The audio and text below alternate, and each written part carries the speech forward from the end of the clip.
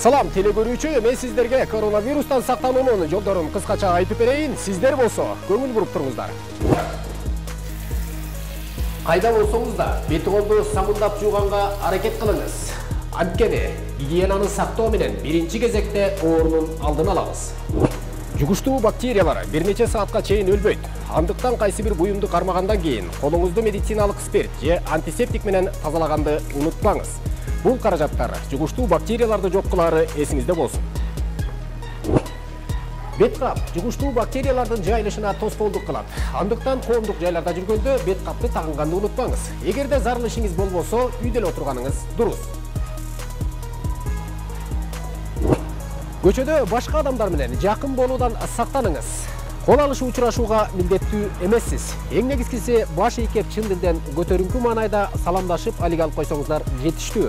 Бул ыкма сизди жугуштуу оорулардан сактайт. Сууну көп ичүү аркылуу илдеттин алдын алса болот дешет дарыгерлер. Баса, бир бөтөлкөдөн эки адам ууртап ичсе, ооруну жугузуп алуу коркунучу бар экенин эсиңизден чыгарбаңыз. Азык-түлүктүн баасы кымбаттап кетти деп нааразы болгондор көбөйдү. Бул биздин өзүбүздүн күнөөбүз. Азык-түлүктүн кымбат экендигине карабай жанталашып соода кылдык. Коркконго кош көрүнөт болгон дүрбөлөңдөн кызыл кулактар пайда тапты. Азык-түлүктү бизге кымбат сатты.